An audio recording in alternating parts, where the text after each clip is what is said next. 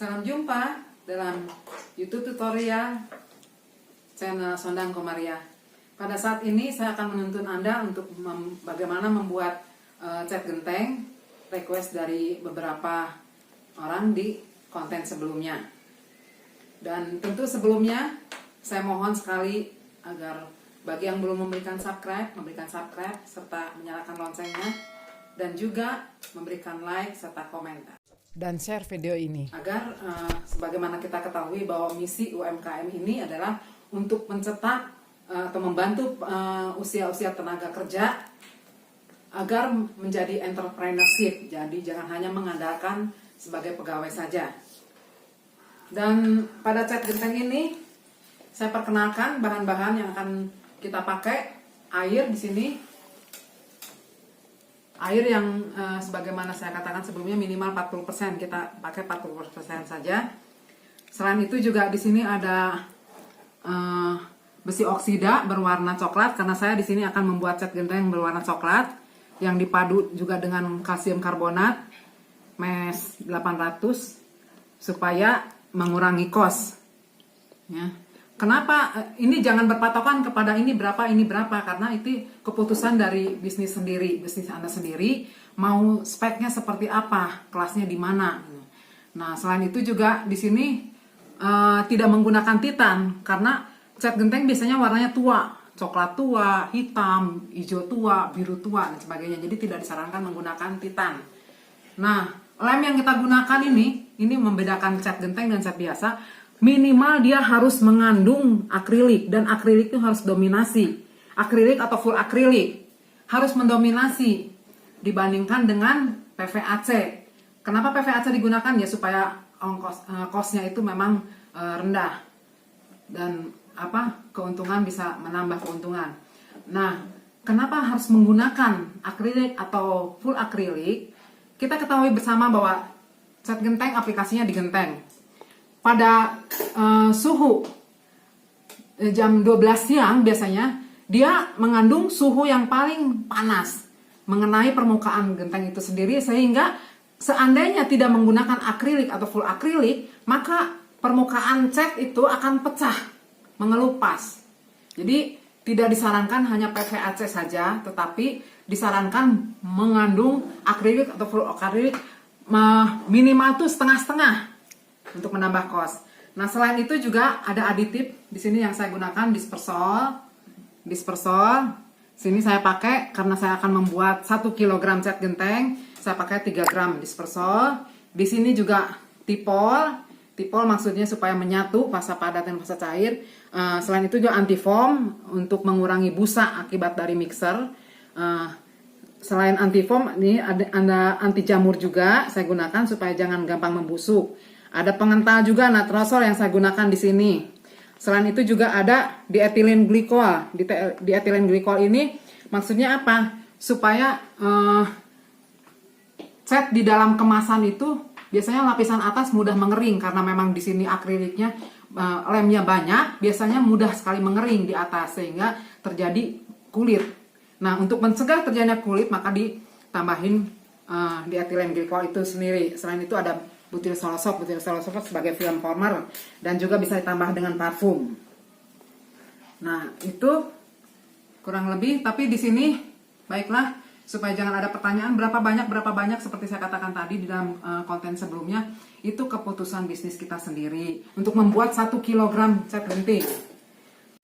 Air 500 gram. Kita nyalakan mesin.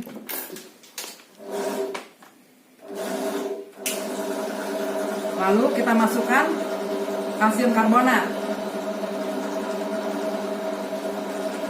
Di sini saya pakai kalsium karbonat 100 gram.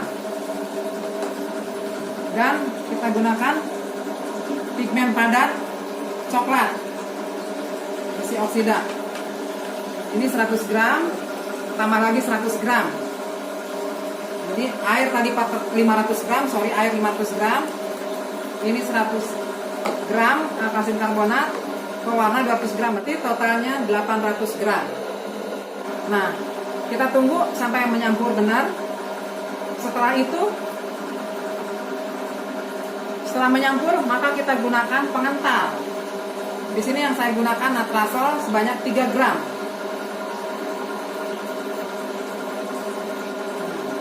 Pengental natrazol ini agak lama memixnya, jadi kita tunggu sampai kurang lebih 15 menit paling sedikit. Sambil kita gunakan atau kita campurkan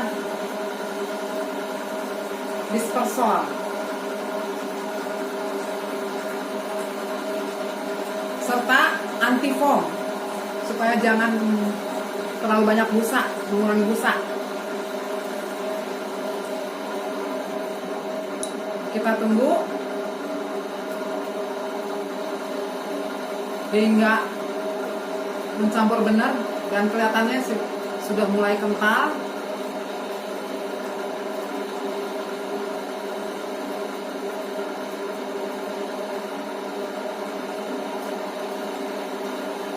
Kita tes saja.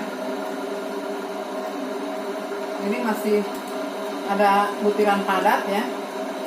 Kita tunggu sampai butiran padat itu tidak ada. Butiran padat ini biasanya natrazol.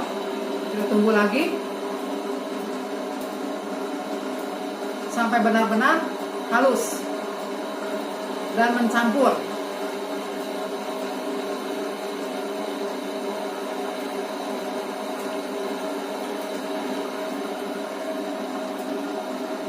Lalu kita masukkan aditif-aditif lainnya. Ada dietilen glikol, ada butir selosok, ada parfum.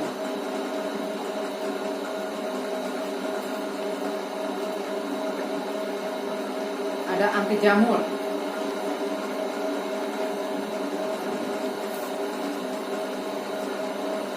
Kita diamkan lagi mixer sampai benar-benar halus. Seperti yang tadi saya lakukan untuk mengetes halus tidaknya bisa terhadap kaca juga.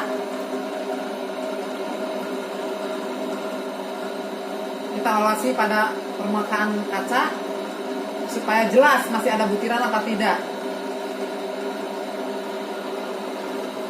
Sepertinya di sini sudah cukup halus, sudah tidak ada lagi butiran yang kasar. Maka terakhir kita gunakan lem akrilik dan PVAC, mana dulu sama saja.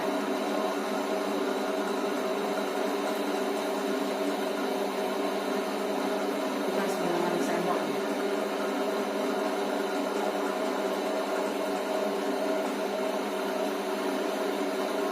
Di sini saya menggunakan akrilik 100 gram, PVAC 100 gram juga.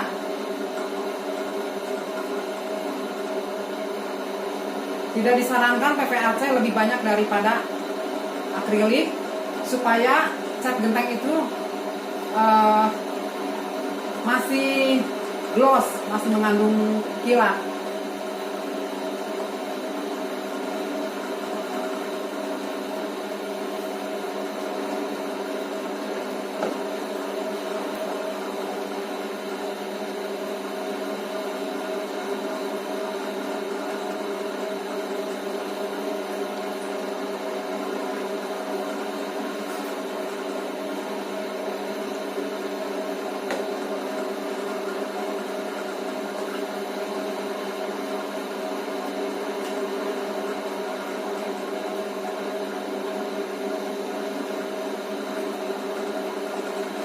Jadi tadi saya gunakan akrilik 100 gram, PVAC 100 gram, kalsium karbonat 100 gram, pewarna 200 gram. Tetapi bila Anda ingin menaikkan lagi kualitas, bisa saja. Itu bergantung kepada keputusan bisnis Anda mau di spek mana. Tapi untuk aditif, acuannya sama, maksimal 0,3%. Dites kembali sampai benar-benar halus.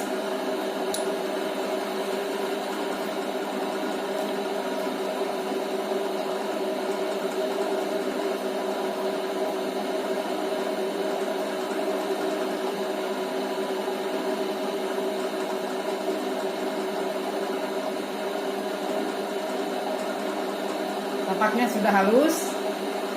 Cat sudah jadi. Dan untuk aplikasi, saudara-saudara, untuk cat genteng ini harus 2 kali aplikasi. Pertama, fungsinya untuk menutupi pori-pori dari permukaan genteng itu sendiri. Kedua, baru fungsinya untuk dekoratif. Jadi perlu dicamkan 2 kali aplikasi. Bagi yang menanyakan supplier atau di mana bahan-bahan yang tadi saya uraikan itu dibeli, kalau memang posisi di kota besar biasanya ada importir atau distributor bahan kimia. Tapi saya arahkan juga di marketplace tersedia sekarang. Khususnya di Tokopedia ada bernama toko Gratia Putra, atau di Shopee ada nama tokonya Plantera Green Garden. Sekian tutorial kali ini dan terima kasih.